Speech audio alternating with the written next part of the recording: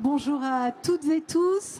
Laetitia Michaeli-Flender. J'ai l'honneur et le plaisir de remplacer Florence Favrel-Feuillade, directrice du CHU de Brest, qui devait animer cette table ronde et qui est retenue dans son établissement. Alors, le paysage national s'est beaucoup structuré ces dernières années avec, entre autres, la LPPR, le lancement de nombreux PEPR, programmes et équipements prioritaires de recherche, le programme France 2030, bien sûr, et la création récente des agences de programme national. Le rapport Tunon de Lara et Armand Terrasse de Saxé a également invité à réfléchir et transposer cette dynamique nationale à l'échelle territoriale. Dans un contexte de concurrence internationale accrue, autant sur la recherche académique qu'industrielle. Le renforcement d'une politique de sites conjointe en matière de recherche en santé est un des moteurs identifiés pour améliorer nos performances en recherche. La politique de recherche de sites en matière de recherche en santé est évidemment un domaine investi par les acteurs ici représentés, universités, ONR et CHU. Ces acteurs collaboraient déjà et certains sites avaient développé des habitudes de travail conjointes dans le cadre notamment d'IHU avec des règles de fonctionnement partagées. On pense au partage des prestations intellectuelles, des stratégies de soutien ou dans le cadre plus rare, comme à Lille, de co-tutelle commune d'UMR. Il apparaissait donc logique de s'autosaisir de ces sujets et de proposer une méthode et des principes partagés pour inviter les acteurs locaux à définir ensemble une stratégie partagée, portée par une gouvernance resserrée. Et nous avons la chance d'avoir avec nous dans cette table ronde ceux qui étaient à l'initiative et à l'origine de cette démarche. Professeur Samuel, professeur Adaoui, cher Philippe, pouvez-vous nous expliquer ce qui a motivé à l'origine la lettre de mission de la démarche et en quoi, selon vous, cela participe de levier de performance de la recherche? Professeur Samuel. Bien, merci beaucoup. Donc, je pense que les choses n'arrivent pas par hasard. Je pense qu'il y avait clairement un état d'esprit qui a changé et qui explique le fait qu'il y a eu une volonté de se rapprocher, de rapprocher les acteurs. Et je pense que c'est clairement le reflet d'un climat global nettement apaisé et avec une vraie volonté de relancer la recherche biomédicale, aussi que les acteurs arrêtent de se parler uniquement en bilatéral et se parlent aussi avec l'ensemble des acteurs de la recherche autour de la table. Je pense aussi que la création de l'agence de programme de recherche a aidé, puisqu'elle a permis aussi de mettre autour de la table, pour des gros programmes nationaux de recherche, l'ensemble des acteurs à la fois du soin, de la recherche, des universités et des agences de santé. Il y a aussi derrière des enjeux majeurs. Les enjeux pour moi, c'est premièrement redonner de l'attractivité aux sites, donner une puissance en recherche biomédicale sur les sites, en articulation avec la politique nationale de recherche, et aussi remédicaliser la recherche, redonner aux médecins le goût de la recherche et les moyens de faire de la recherche dans les sites, parce que derrière la qualité de la recherche médicale au niveau des sites, il y a la qualité de la médecine que l'on va faire. Merci, professeur Samuel. Professeur Adaoui, en tant que président de France Université, quel est votre regard? Alors, je pense qu'on va être très alignés puisque justement on a signé une déclaration commune. Je crois que ça a été dit, on ne part pas de rien. On avait le rapport Armand Terrasse, Tunon de Lara qu'il fallait décliner et on avait quelques axes stratégiques qui nous paraissaient particulièrement importants.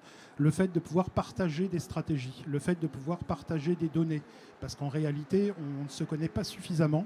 On a chacun nos instances, le CRBSP, la commission de la recherche, etc. Et donc il faut qu'on partage un certain nombre de choses parce que la compétition dans le domaine de la recherche en biologie santé, elle est mondiale. Elle n'est certainement pas sur un site donné. On a les enjeux d'attractivité des carrières, ça nous paraît très important. Il y a bien sûr la question salariale, tout le monde tourne autour, mais il y a aussi la question du temps de recherche qu'on peut donner aux hospitalo-universitaires, parce que quand on s'engage dans une carrière hospitalo-universitaire, c'est qu'on a aussi la fibre de vouloir et de pouvoir faire de la recherche. Donc il faut trouver les moyens, et ça, on peut le faire que tous ensemble, parce qu'il y a des enjeux croisés qui nous concernent évidemment tous. Et puis peut-être le dernier point, c'est qu'il faut s'installer dans des stratégies de temps long, parce que la recherche, c'est aussi parfois du temps long, et donc il faut que ça dépasse la question de la relation interpersonnelle qu'on peut avoir sur un site, sur lequel on peut avoir une relation qui est une relation de qualité, mais qui doit dépasser les relations interpersonnelles pour un peu s'institutionnaliser. Et donc c'est la raison pour laquelle on promouvait le fait de faire un contrat dans le temps, pluriannuel, sur lequel chacun prend des engagements de manière à pouvoir partager une stratégie. Merci, professeur. Cette question du temps long me paraît fondamentale. Philippe, en tant que président de la conférence des DG de CHU, quelle est ton approche ?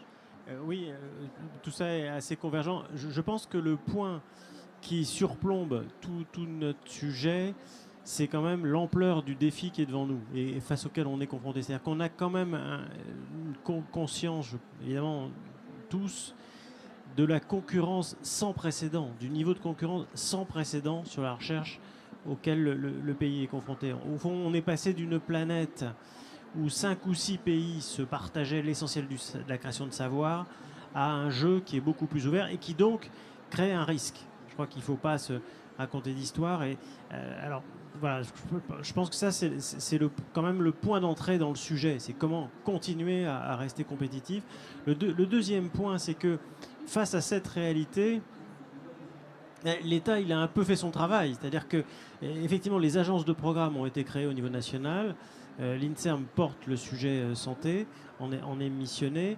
Et du coup, on a à la fois des priorités, une priorisation nationale pour qu'une stratégie produise ses résultats. Encore faut-il qu'elle soit définie, sinon on est à peu près certain qu'on n'atteindra pas les résultats attendus. Et deuxièmement, il y a de grands programmes qui sont lancés. Et on était tous conscients que l'effet de dynamisation qu'on attendait pour la recherche médicale française, en fait, il devait résulter d'un couplage, d'une déclinaison au niveau du site et au niveau du territoire de cette stratégie nationale. C'est-à-dire qu'on avait beau, même avec des agences de programme de la meilleure qualité, c'est le cas, on s'est nous satisfait de la création d'agences de programme et du climat nouveau qui s'est progressivement instauré et qui a sans doute permis cette déclaration commune à Nantes. Mais si on voulait que cette agence de programme produise pleinement son résultat, il lui fallait une démultiplication territoriale. Et comme je le dis toujours, à un moment donné, si on est un peu conséquent, on arrive quand même à la conclusion que le site, c'est nous en fait. C'est pas le roi de Prusse, c'est pas une entité abstraite, c'est pas une espèce de créature lointaine investie de tous les pouvoirs et de tous les vices. C'est nous. Donc à un moment donné, la capacité à créer de la motricité locale sur un certain nombre de sujets, on va y venir, de produire cette rapidité, cette simplification pour les chercheurs, c'est la capacité de nos institutions à se mettre d'accord. Merci Philippe.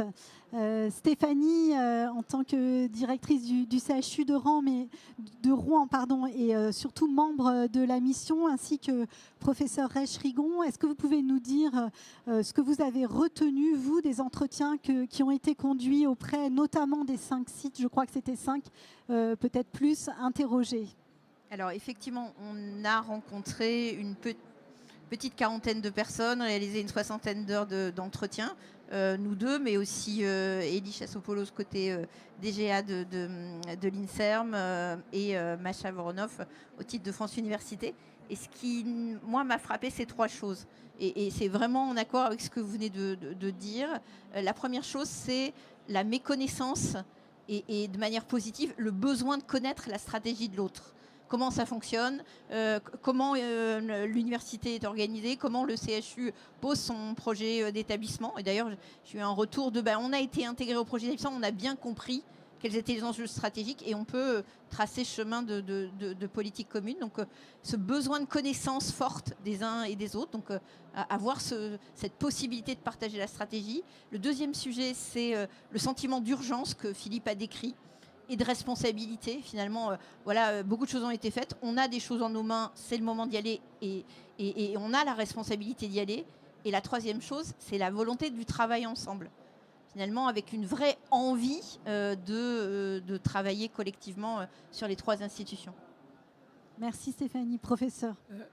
Alors moi, j'ai retenu 2 autres éléments en plus de ceux cités par Stéphanie. Le premier, c'est qu'on n'a pas trouvé de modèle unique.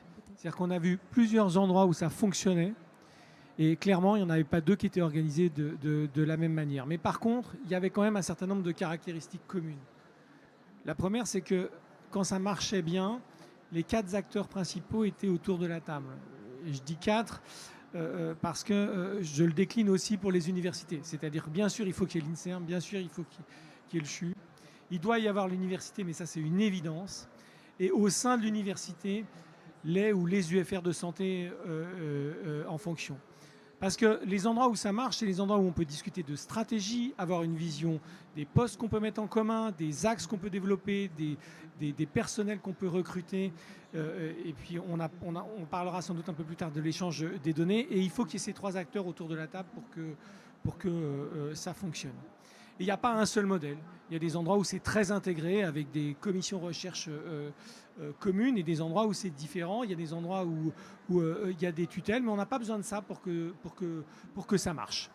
Le deuxième point, c'est l'autre caractéristique que j'ai retrouvée dans les endroits où ça marche, qu'on a retrouvé, pardon, c'est quand il y a à un endroit une structure, possiblement informelle, mais décisionnelle et avec un petit nombre d'acteurs. Avec des gens dans cette structure qui sont capables de prendre des décisions pour leur tutelle.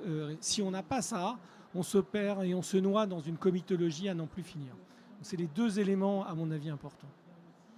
Merci. Plus spécifiquement, en tant que chercheur, avez-vous retenu quelques exemples dans les sites interrogés qui peuvent être inspirants pour nous pour simplifier les process et la vie des chercheurs que vous souhaiteriez partager avec nous? Je pense notamment autour des échanges de prélèvements que vous aviez cités. Ça, c'est une évidence, ça revient sans arrêt. Et d'ailleurs, ça commence à être mis en œuvre dans certains endroits. Il y a des IHU qui commencent enfin à avoir des protocoles d'échange de données et de prélèvements simples entre les 3 acteurs. Ça, c'est réclamé par tous les chercheurs, qu'ils soient INSERM ou universitaires. Je rêve d'une situation s'inspirant de la recherche clinique. Je viens de la recherche clinique, où on puisse avoir des MR, c'est-à-dire des méthodologies de la recherche, c'est des protocoles qui sont basés sur la confiance a priori entre les acteurs. C'est-à-dire qu'on définit qu'on a des protocoles qui suivent les recommandations et à partir de ce moment-là, si on est dans les clous, on a des acteurs qui se font confiance. Pourquoi avoir besoin de 3 DPO quand on est plusieurs, alors que si on avait une DPO dont le protocole était validé par l'ensemble des autres acteurs, ça devrait suffire. Donc ça, c'est un des éléments, qui me paraît clé. Et puis le deuxième point, mais Didier en a déjà parlé, c'est le temps donné à la recherche et notamment aux médecins, et qu'on renforce avec ça l'attractivité hospitalo-universitaire. Merci. Professeur Samuel. Non, je voudrais juste dire qu'il y a vraiment des enjeux dont on va reparler, mais il y a vraiment l'enjeu en effet des biobanques et donc la capacité à partager les biobanques et aux chercheurs à accéder aux biobanques. Donc il y a l'organisation des biobanques qui est mise en place notamment par les CHU, mais il y a aussi derrière la capacité à accéder aux biobanques et aussi aux données associées aux biobanques. Donc ça c'est un enjeu. Alors je pense qu'il y a une déclinaison. Il y a un travail aussi qui se fait au niveau national, il faut le dire. On a mis en place au niveau national FR Bionet, justement pour coordonner et donner un cadre national à ces échanges. Et il faut aussi et donc il y a aussi au niveau des sites, bien sûr, la déclinaison. Et j'ai signé encore récemment à Toulouse une convention avec le CHU de Toulouse. Mais il faut aussi que ça se décline au niveau national, et il faut aussi pour les datas, c'est un enjeu absolument majeur. Les datas sont issues du soin, mais à partir du soin, il faut aussi être capable d'accéder à des données et des données recherche, de pouvoir monter des projets de recherche. Donc ça nécessite à la fois une vision nationale. Et il y a un travail actuellement qui est fait. Les CHU ont une réflexion avec FEDATA. Il y a aussi Montpellier qui a une réflexion. Mais il y a aussi des travaux qui sont faits au niveau national. Il y a aussi l'enjeu du HDH, qui va s'appeler Plateforme des données de santé, qui est vraiment un enjeu qui va en plus s'ancrer dans l'enjeu européen. Et derrière, il faut aussi que ça se décline et que ça démarre au niveau des sites. Et donc, il est important d'avoir cette déclinaison au niveau des sites, sinon ça ne marchera pas. Et donc, cette articulation nationale-site va être essentielle aussi. Merci, professeur Samuel. Nous passons maintenant à la deuxième partie de notre table ronde. Vous êtes parvenus collectivement à une déclaration commune dont nous avons pu partager le contenu et les grandes lignes lors des dernières assises hospitalo-universitaires à Nantes. Depuis, nous appelons la déclaration de Nantes, après l'édit de Nantes. Et vous avez pu le signaler à cette occasion, cette déclaration, elle est un point d'équilibre entre les institutions que vous représentez. Philippe, peux-tu nous rappeler les différents items qui figurent dans cette déclaration et sur lesquels les sites peuvent être amenés à travailler à présent? Oui, alors peut-être juste, la déclaration de Nantes, elle repose sur la reconnaissance du rôle de chaque institution. Ça, c'est important parce qu'il y avait des malentendus. Comme souvent, quand on dialogue peu ou pas assez ou mal, il y a toujours des incompréhensions qui peuvent se nouer. Et donc, je crois que la déclaration, elle repose sur, évidemment, la reconnaissance du rôle de l'INSERM comme ONR. Enfin, ça ne pose pas débat. La reconnaissance du rôle de l'université comme chef de file. Voilà, et c'était important aussi.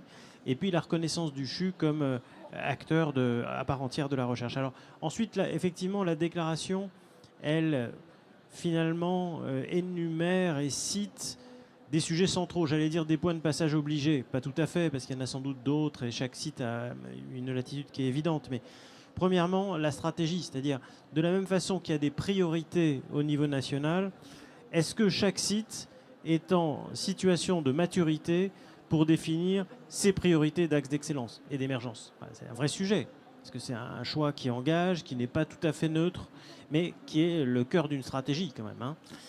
Deuxièmement, la gouvernance. On a beaucoup débattu de ce sujet. Moi, j'étais relativement à l'aise parce que je faisais partie de ceux qui considéraient que le CRBSP était quelque chose d'utile. Moi, d'ailleurs, dans l'un des sites universitaires que j'ai dirigé, il marchait bien, mais qui n'était pas suffisant pour avoir une stratégie de moyen-long terme. Donc, il y a ce sujet de la gouvernance. Quelle gouvernance chaque site doit inventer, finalement, à sa main pour être efficace? Troisième sujet, c'est le sujet de la simplification de la vie du chercheur. Quand on n'a pas d'argent, il faut faire simple. Et là, on rejoint notre capacité, c'est nous, ça. C'est effectivement une porte d'entrée, un numéro de téléphone, un accord sur l'API principielle, un accord sur les biocollections, un accord sur l'accès aux data. Enfin, voilà, c'est comment on gagne en vitesse, finalement.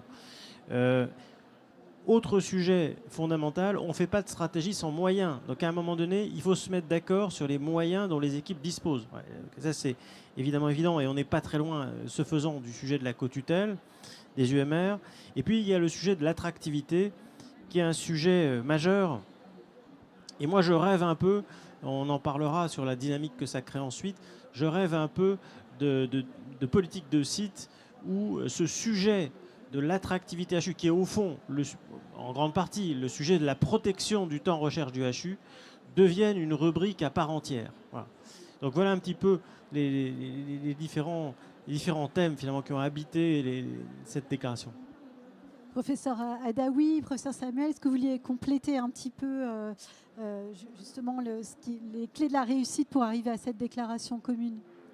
Je crois que le premier point, et ça a été évoqué par Didier Samuel et par Philippe El-Saïr, c'est la confiance et donc la connaissance que les acteurs ont les uns en les autres. Et de la connaissance vient la reconnaissance et donc la légitimité de reconnaître que tous les acteurs ont une légitimité à être autour de la table pour discuter de ces enjeux. On a parlé de l'articulation de la stratégie nationale et je pense que là, l'INSERM, effectivement, est tout à fait dans son rôle et il le fait en travaillant avec les acteurs, que l'université, tu l'as dit Philippe, chefs de file sur leur territoire sont les chefs de personne. Hein. Chefs de file, il faut lever tout de suite l'ambiguïté. On a la mission de coordonner et donc de fédérer sur un territoire donné, mais on articule bien tous les enjeux de formation, de recherche, d'innovation, et donc c'est normal d'essayer de coordonner l'ensemble des acteurs, et les CHU peuvent revendiquer effectivement tout ce qui est sur la recherche clinique, des enjeux qui sont particulièrement importants. Et donc pour moi, la clé du succès, c'est effectivement que les gens se parlent, qu'on se coordonne, qu'on se reconnaisse, on reconnaisse cette légitimité, et je suis plutôt confiant, même si, tu l'as dit, il y a une très grande hétérogénéité de la situation actuelle. Hétérogénéité territoriale, parce qu'on a parfois des croisements, des situations qui sont plus complexes territorialement que d'autres, et donc il faut tenir compte de ce point-là, et il faut que chacun des acteurs définisse les enjeux sur lesquels ils ont envie de partager aujourd'hui la stratégie. je suis plutôt confiant sur notre capacité à mener à bien cette mission. Merci, professeur. Professeur Samuel, en préparant cette table ronde, vous avez insisté sur l'anticipation en termes de ressources humaines, anticiper les arrivées, les départs et repérer les talents également. Est-ce que vous pouvez nous en dire plus ? Tout d'abord, juste pour dire sur la déclaration commune, c'est pas anodin parce que c'est la première fois qu'on signe ce genre de déclaration, donc en je sais pas combien d'années, donc il faut quand même le reconnaître, et donc c'est un grand pas. Cette déclaration aussi, je dirais, elle définit un cadre global et elle a besoin de se décliner aussi de façon, je dirais, adaptée à chaque site. Donc ça, c'est un point essentiel. De ne pas être déconnecté aussi de la stratégie nationale. Donc c'est un point sur lequel on pourra réfléchir. Et en effet, ce que l'on met en place, si vous voulez, sur les sites, il y a un moment, je dirais, crucial qui est la vague HCERS, où on revoit l'ensemble de la politique stratégique du site, des unités de recherche, on les reconfigure, on définit aussi les nouveaux axes, on réunit des équipes, on en ferme d'autres, on termine certains axes, on crée de nouveaux, et on définit grosso modo une stratégie de recherche pour les 5 à 6 ans qui viennent. Mais l'élément nouveau, c'est que maintenant, il faut que ce débat soit pas seulement, je dirais, une CERM, ONR, université, mais qu'il intègre aussi la dimension hospitalo-universitaire et donc les CHU. Donc ça, pour moi, c'est un élément essentiel. Et donc, il faut que cette discussion y aille. Et puis, derrière, il y a 5 ans, 6 ans, c'est long. Il n'est pas question que le dialogue s'arrête pendant ces années. Et il est vraiment important d'avoir, chaque année, la capacité d'entamer un dialogue pour répondre aux appels d'offres, pour décider aussi de répondre à des départs, à aussi qui va aider pour mettre en place cette plateforme, qui va générer ce nouvel équipement. Donc tout ceci, dans un environnement où les équipements, par exemple, sont extrêmement coûteux, si on veut être performant, donc on a besoin de cofinancement, de s'y mettre à plusieurs, d'avoir aussi des discussions non seulement avec les CHU au niveau local et avec l'université, mais aussi avec des partenaires régionaux comme les métropoles ou les régions, qu'il ne faut pas oublier, qui sont aussi des gros partenaires de la recherche, notamment au niveau local, et qui sont extrêmement importants. Mais il faut aussi, comme l'a dit Philippe et comme l'a dit Limry, il est important qu'on ait, et comme ça a été dit par Mathieu et Stéphanie, qu'on ait une instance décisionnaire. Et pas seulement, en gros, avec un seul partenaire qui décide pour les autres ou qui informe les autres. On a besoin d'une instance décisionnaire qui est capable de prendre des décisions stratégiques, efficaces, et aussi de rappeler aussi, et je pense que l'enjeu, c'est de faire briller la lettre U de CHU. Et pour moi, c'est un enjeu absolument essentiel. Merci, professeur Samuel. Quelques mois après les principes fixés dans la déclaration commune, quelle dynamique observez-vous à l'échelle nationale et dans vos différents sites ? Peut-être un témoignage du CHU de Rouen. Et puis, tu parlais en préparant, Stéphanie, aussi du difficile équilibre entre projets émergents, projets déjà référencés largement. Alors, on a récemment, avec l'ensemble des directeurs recherche et les DG, fait le point à 6 mois des assises, et on voit clairement, alors de manière hétérogène et au rythme de chacun, parce que c'est finalement ça l'enjeu, des structures qui se mettent en place, des démarches qui s'ouvrent, des CHU et des universités qui se disent comment on pourrait s'organiser un peu mieux ensemble. On voit clairement ce pivot des acteurs l'un vers l'autre. Alors, les vagues CRS et la vague B, ils prêtent le cadre, mais c'est très net et très clair. Et pour le coup, nous, à Rouen, on travaille de cette manière-là. On a eu l'occasion ensemble, avec Didier, le président de l'université de Rouen, de rencontrer les UMR au bilan, et d'assister à la restitution et au questionnement avec le doyen et le président de CME. C'était la première fois que ça arrivait, de cette manière-là. Donc et c'était extrêmement instructif de part et d'autre, sur finalement les axes stratégiques, comment ils résonnent avec ceux du CHU, comment ils vont amener le CHU à être en appui sur certains sujets, à faire des choix peut-être plus éclairés qu'ils ne les auraient fait sans cette rencontre. Donc ça, on le voit se mettre en œuvre, et c'est extrêmement positif. Donc cette déclaration, quelque part, le message qu'on a voulu envoyer, c'est autorisez-vous. En fait, vous avez les clés. N'attendez pas du national voilà, le truc écrit, mais autorisez-vous. En fait, c'est le moment. C'est le moment parce qu'il y a urgence et c'est le moment parce que on voit bien que les politiques peuvent converger de manière efficace. Professeur Reich-Régon. Oui, alors pour moi la dynamique elle a commencé avant en fait. Je tiens aux objets IHU. Alors ça a créé cette dynamique là et pas seulement dans les endroits où il y a eu des IHU parce que de toute façon les IHU ont été montés, tout le monde a travaillé, en tout cas les différentes structures ont travaillé ensemble et on a appris beaucoup. On parlait de l'API par exemple, et ben finalement on a des systèmes relativement simples, en tout cas dans la plupart des IHU. Ça a donné un peu le là, puis derrière il y a eu le RHU, là aussi on a plus tous travaillé ensemble. Donc la déclaration, elle vient sur un terrain où les gens étaient prêts parce qu'on avait déjà travaillé sur les IHU, puis prêts parce que tout le monde se rend compte qu'on est dos au mur pour répondre à certains appels d'offres et dans la compétition internationale. Et puis maintenant, bah, ça continue à se développer, tu l'as mentionné. Là, pour Paris Cité, on a un projet immobilier très important dans le nord de Paris. Pour la partie recherche, lorsqu'on travaille, tous les acteurs sont autour de la table. Et y compris des acteurs qui ne sont pas tutelles de nos UMR. Parce que d'emblée, il faut qu'on réfléchisse ça avec l'ensemble du site. Et puis, on voit bien que le calendrier que nous impose un certain nombre de tutelles, on a parlé des vagues HERS, mais aussi du CPER qui va arriver, eh bien ça force les structures à travailler ensemble. Mais avant, c'était un peu plus difficile. Ben maintenant, tous les canaux sont ouverts et c'est sans doute plus simple et ça ne surprend plus personne. Merci. Je vous propose sauf si quelqu'un souhaite compléter sur cette partie, qu'on passe au troisième temps de notre table ronde. Donc, un groupe de travail national est initié depuis le printemps à l'initiative des ministres de la Santé, du ministre de l'Enseignement supérieur, de la Recherche et de l'Espace. Les professeurs Sibylia et Magnan ont d'ailleurs été désignés pour piloter cette mission. Vous y participez pour la plupart où vos fédérations sont représentées. Ma question s'adresse à la fois à Philippe, au professeur Samuel et au professeur Adoui. Pouvez-vous nous dire quelques mots de ce groupe de travail national, de vos attentes respectives et quels sont, selon vous, les écueils à éviter? Je ne sais pas, professeur Samuel, vous démarrez. Je pense que ça, bon, d'abord, c'est dans le continuum du rapport Tunon de Lara Armentera, c'est aussi de la déclaration commune. Donc, je pense que les ministères qui pilotent ce groupe de travail ont souhaité finalement embrayer et donc aller sur justement essayer de définir un cadre clairement à la politique de site hospitalo-universitaire.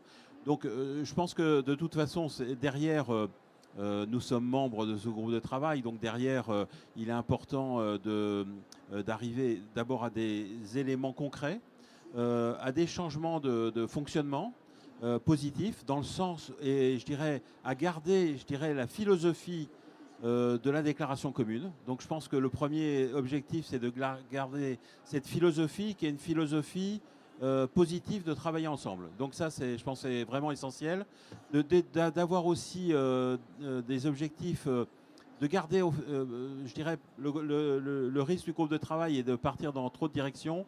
Je pense qu'il est important, en tout cas, de ne pas perdre de vue les objectifs essentiels qui ont été énoncés. Une gouvernance pluritutelle qui soit efficiente, une ouverture d'esprit, un dialogue constructif, stratégique et une relance de l'attractivité des missions hospitalo-universitaires, une relance de l'attractivité des sites, une mise en commun de moyens pour aller plus loin et pour porter des projets d'envergure nationale et des projets aussi européens. Donc tout ceci, on doit ne pas le... Je dirais pour le groupe de travail, c'est ne pas perdre le fil et je dirais les objectifs principaux. Mais je suis assez confiant sur le fait qu'on doit y arriver parce que je pense qu'il y a une volonté, à partir du moment où les acteurs principaux ont une volonté de réussir, ça ne m'inquiète pas trop. Voilà. Professeur Adoui. On est dans la droite ligne de la déclaration commune. Donc les acteurs partagent le retour d'expérience pour savoir sur quel sujet on peut essayer d'avoir une sorte de boîte à outils dont on pourra se servir ou non. Je pense qu'au vu de l'hétérogénéité de la situation des sites, chacun se saisira ou pas d'un certain nombre de ces outils. Chacun commencera par un axe qui peut être un axe différent. je ne vais pas parler à la place de Philippe, mais je crois qu'à Nantes, vous travaillez beaucoup sur la simplification. Je crois qu'à Tours, ils sont partis sur d'abord la question de la gouvernance.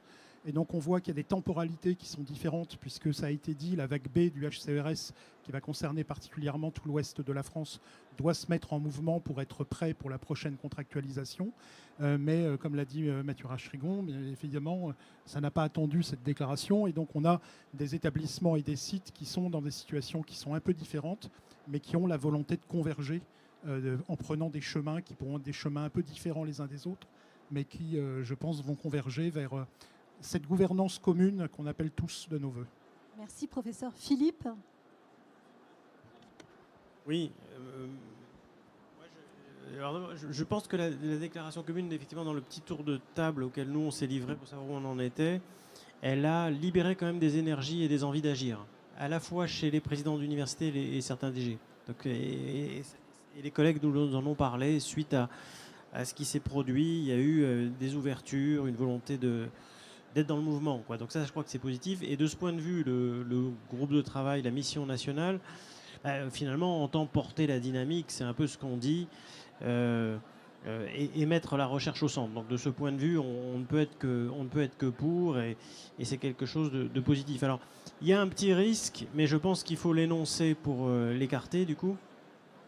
C'est le risque de l'attentisme. C'est-à-dire que je crois qu'il ne faut pas que les sites attendent. Il faut que chacun, là où c'est mûr, puisse avancer, puisse imaginer des choses sur tel ou tel sujet, peut-être pas sur tel autre parce que le temps n'est pas venu ou les circonstances s'y prêtent peu, mais il ne faut pas attendre la martingale d'un accord complet sur la recherche. Il faut continuer à avancer. Et moi, je crois beaucoup à ça dans cet univers où on ne peut pas contraindre, en créant de l'émulation. Ça, c'est très important. C'est parce qu'on aura 6-7 sites en France qui auront montré quelque chose qu'à la fin, les 2/3 sans doute des sites vont s'y ranger. Voilà. Il y a un dernier point, je le cite juste, qui est un peu l'éléphant au milieu de la pièce et autour duquel tournent beaucoup de nos réflexions et sur lequel on n'est pas arrivé à quai. Parce que finalement, il a été traité, y compris dans le groupe national, sur le statut des juniors, le statut des CCA, dont les conclusions viennent d'être rendues cette semaine. On l'évoque en évoquant le site recherche, c'est la question de la protection du temps recherche. Là, il faut, à mon avis, que la réflexion continue, que ça cristallise, et à un moment donné, on conclura, j'en suis moi persuadé, sur cette affaire. On n'y est pas tout à fait, mais je pense qu'on l'a tous à l'esprit. Merci Philippe. Ma question s'adresse à Stéphanie, au professeur Rachtrigon. Par rapport à ce groupe de travail, peut-on parler d'un besoin de boîte à outils pour réenchanter, accélérer, simplifier la recherche? Et quels sont, encore une fois, les sujets prioritaires pour nos chercheurs, selon vous? Tu veux répondre? Oui. Je suis désolé, je vais peut-être être un peu sceptique. Cette histoire de boîte à outils, c'est intéressant, mais j'ai l'impression que les outils sont déjà tous sur la table, quoi. Et qu'on les a déjà si on veut y aller. Ça rejoint ce qui a été exprimé avant. Que ce groupe de travail permette de recenser un certain nombre de choses qui ont été faites pour que d'autres puissent s'en inspirer. Qu'effectivement, on explicite un cadre général, ça oui, sans doute. Mais finalement, les outils, pour une bonne part, on les a déjà et il faut surtout s'en saisir. L'attractivité, c'est peut-être là où le cadre peut être un peu plus serré. C'est-à-dire que je rêve d'un système où on puisse avoir à différents moments de la carrière d'un hospitalo-universitaire des temps recherche dédiés, pas toujours pareil, pas toujours la même quantité aux différents moments de la recherche, mais qu'on puisse avoir ce genre d'outils, ça me paraît indispensable et relativement vite parce que la dynamique autour des hospitalo-universitaires, c'est un départ massif à la retraite dans 4 ou 5 ans. Donc c'est demain. Et si on n'a pas des outils à ce moment-là pour nous les retenir et accueillir les nouveaux, ça va être très difficile. Peut-être en complément et pour rebondir sur ta question sur le groupe de travail, ce qu'on ne souhaite pas, c'est des textes supplémentaires. C'est clair. Je pense qu'on les a tous. Voilà, il faut que les sites soient en responsabilité et travailler ensemble, ça ne s'impose pas, ça se travaille et ça se définit. En revanche, il y a des sujets très concrets qui ont été listés tout au long de nos rencontres. C'est les échantillons, l'échange de données, l'API. Voilà. Et pour tous ces sujets-là, il y a des modèles qui existent, il y a des universités qui ont travaillé, il y a des CHU qui ont travaillé. Je pense que là, le groupe de travail tel que constitué ne va pas aller sur ces sujets-là. C'est des sujets très pragmatiques de méthodologie de référence. Et donc, je pense que notre étape, ça va être voilà, en recensant un certain nombre de modèles et en proposant, voilà, l'INSERM a fait un travail important avec l'AP sur ce sujet-là. On a des exemples sur Toulouse, sur Strasbourg autour des données. Voilà, d'essayer de se dire, mettons ensemble ce qu'il y a de bien dans nos sites et proposons des modèles pour que chacun ne parte pas de la copie blanche pour aller au bout de la discussion. Voilà. Et ça, je pense que c'est une vraie attente et c'est de la simplification très concrète et de l'accélération de nos délais de recherche. Merci Stéphanie. Non, moi je voudrais dire qu'on est arrivé à un moment important d'un changement de paradigme. Moi, j'étais un clinicien, hein, je dirigeais un gros service clinique, je dirigeais aussi un laboratoire de recherche INSERM Saclay. J'ai été doyen, j'ai vu aussi les différents aspects qui se posent dans les CHU. Il est clair que la crise hospitalière, le Covid ont fait que les médecins ont été et l'ensemble du CHU ont été pris par à la fois la charge clinique, la charge management. Et clairement, on a perdu un peu pied dans ce qu'on appelle la recherche. Et aussi, il était important aussi qu'au niveau des CHU, il y ait une compréhension que la recherche clinique, c'est pas seulement les inclusions des patients dans les essais, mais c'est aussi la recherche sur la compréhension des maladies, la physiopathogénie et même de la recherche fondamentale. Et il est important aussi de relier maintenant, de rappeler aussi à tous les niveaux l'importance du lien entre la recherche et la qualité de la médecine que l'on fait. Il n'y a pas de progrès médical sans recherche, hein. Et donc, ce lien, maintenant, on l'a un peu perdu. On voit le produit fini, les médicaments, et on oublie qu'en amont, il y a eu 20 ans de travail qui a été fait. Et ça, c'est absolument fondamental. D'autre part, dans le même temps, comme l'a dit Philippe au départ, la compétition, elle a changé. Hein, le temps où on faisait de la recherche, où on écrivait les papiers pendant les gardes le week-end et le soir après 23 heures, c'est un moment, d'abord, c'est assez limite, et on s'épuise, et il faut en sortir. Il y a besoin de réfléchir à des programmes de recherche, il y a besoin de se poser, il y a besoin d'attirer des jeunes, il y a besoin d'écrire avec les jeunes des projets de recherche, il y a besoin d'attirer des doctorants. Tout ça, ça nécessite une organisation et du temps parce que la compétitivité en face, la compétition, elle est beaucoup plus élevée qu'elle ne l'était à mon époque. Et donc, il y a besoin d'élever le niveau. Et donc, comme l'a dit Philippe, il faut vraiment qu'on arrive à quelque chose de concret qui permette justement la réalisation, je dirais, des rêves HU. Et aussi, et ça nécessite un travail, pas seulement des directeurs d'hôpitaux, mais aussi des doyens, des présidents d'université, mais aussi des chefs de service. C'est un changement de paradigme. C'est-à-dire, quand quelqu'un est au labo, il ne se fait pas engueuler le lendemain parce qu'il n'était pas au staff de 6 heures du soir. Et donc ça, c'est quelque chose, il faut vraiment qu'on réapprenne ce qu'est un CHU et qu'on veuille ce que veut être un CHU, qui s'intègre aussi. Et le CHU doit s'intégrer dans l'université. Moi, j'ai été longtemps... beaucoup de médecins ne savaient même pas qu'il y avait une université. En dehors de la fac de médecine, ils ne voyaient pas l'université. Pourtant, l'université, elle amène tout le transdisciplinaire qui est maintenant absolument fondamental dans la recherche médicale. On voit l'apport de l'AI, on voit l'apport des physiciens, on voit l'apport des mathématiciens, des ingénieurs. Donc, tout ça, c'est aussi des changements majeurs pour lesquels on doit absolument mettre les conditions pour y arriver. Merci, professeur Samuel. En conclusion, professeur Adoui, professeur Samuel, Philippe, comment voyez-vous le suivi de cette démarche que vous avez lancée? Professeur Adoui. Je rebondis sur ce que vient de dire Didier Samuel, parce que c'était presque ma conclusion, normalement, de dire qu'il faut travailler sur la pluridisciplinarité. Mais je trouve encore plus fort que ce soit le PDG de l'INSERM qui le dise plutôt que le président de France Université. Donc effectivement, je pense qu'il faut qu'on décloisonne entre nous, il faut qu'on décloisonne entre les disciplines, et c'est là que sont les innovations de rupture qui vont faire les innovations de demain. Je pense que ça a été dit plusieurs fois, je pense qu'il faut qu'on opérationnalise les choses, je pense qu'il faut qu'on y aille par petites victoires successives. Ça demande effectivement une agilité entre les partenaires et une confiance qui est finalement le mot-clé de la réussite de cette initiative. Et si on a entre nous cette confiance et cette volonté d'avancer, parce qu'il faut quand même prendre un peu de hauteur, il faut quand même prendre un peu de recul. Pourquoi on fait ça ? On le fait quand même pour la recherche médicale, on le fait quand même pour la recherche en biologie santé, et ça doit dépasser les petites querelles de chapelle qui ont pu parfois générer un peu de conflictualité ou de frottement entre les partenaires. Donc Didier Samuel l'a dit, on change d'époque, et donc ça va prendre un petit peu de temps peut-être, mais on est sur le bon chemin. Philippe ? Oui, mais je pense qu'on a un alignement très profond en fait. C'est-à-dire qu'on a un reset du système qui a à faire à partir de deux enjeux. Le premier, c'est cette compétition sans précédent qui, si on ne s'adapte pas, va un peu nous submerger quand même ou nous marginaliser. Enfin, il faut dire les choses telles qu'elles sont. Et puis la deuxième chose, c'est cette relation au travail très différente aussi de ce que tu disais sur ce qu'était la recherche médicale il y a 30 ou 40 ans. On est dans autre chose, avec des générations qui attendent autre chose. Et donc là, il y a un point d'équilibre sans doute un peu différent à trouver. On ne l'a pas trouvé encore tout à fait. On l'a tous dans la tête, on a tous ce sujet dans la tête. On va y arriver, je pense. Et en point de méthode, je pense qu'aux prochaines assises, HU, mais on pourrait se retrouver pour faire le bilan, se dire qu'est-ce qui a avancé, qu'est-ce qui n'a pas avancé, et c'est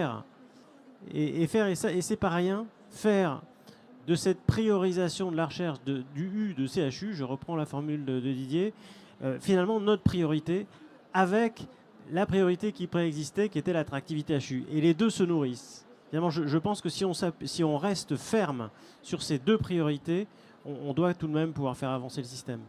Merci Philippe. On se disait avec le professeur Samuel, c'est une très belle conclusion.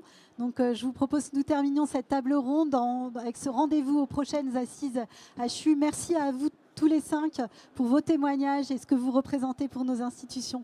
Merci, bel après-midi.